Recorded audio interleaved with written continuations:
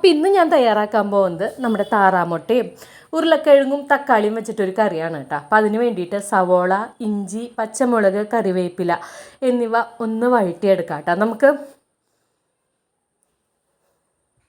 ഇഞ്ചിയിടാൻ മറന്നുപോയി, എപ്പോഴാണ് ഇട്ടത്, അതിന് ശേഷമാണ് ഇട്ടത്.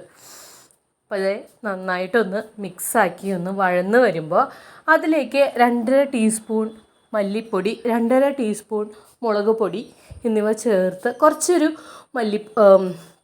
മഞ്ഞൾപ്പൊടി ഇടണം കേട്ടോ. എന്നിട്ട് നന്നായിട്ടൊന്ന് വഴറ്റിയെടുക്കണം, പച്ചമണം മാറണം അതിൻ്റെ.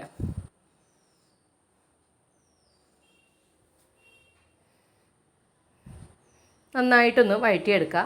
കുറച്ച് ഉപ്പും കൂടി ചേർത്തോളൂ കേട്ടോ. നന്നായി വഴന്ന് കഴിയുമ്പോൾ പിന്നെ അതിലേക്ക് നമ്മൾ ഇട്ട് കൊടുക്കുന്നത് തക്കാളിയാണ് ഇട്ട് കൊടുക്കണം കേട്ടോ.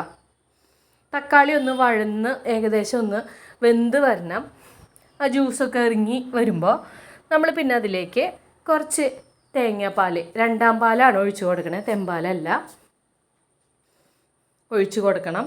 എന്നിട്ടൊന്ന് തിളച്ച് ഒന്ന് യോജിച്ച് ആ തക്കാളിയുടെ പുളിയൊക്കെ ഒന്ന് ഇറങ്ങി വരണം. അപ്പം നമ്മളതിലേക്ക് എന്തിടണം, പുഴുങ്ങി വെച്ചിരിക്കുന്ന ഉരുളക്കിഴങ്ങും പുഴുങ്ങി വെച്ചിരിക്കുന്ന മുട്ടയും ചേർത്ത് മിക്സാക്കുക. ലാസ്റ്റ് തെമ്പാലും കൂടി ഒഴിച്ചാൽ നമ്മുടെ കറി ഇവിടെ സെറ്റായിട്ടുണ്ട് കേട്ടോ. നല്ല ടേസ്റ്റാട്ടോ ഈ കറി. അതായത് മുട്ട മാത്രമല്ല, അതിൻ്റെ കൂടെ ഉരുളക്കിഴങ്ങും തക്കാളിയൊക്കെ കഴിക്കാനായിട്ടൊരു പ്രത്യേക ടേസ്റ്റാണ്.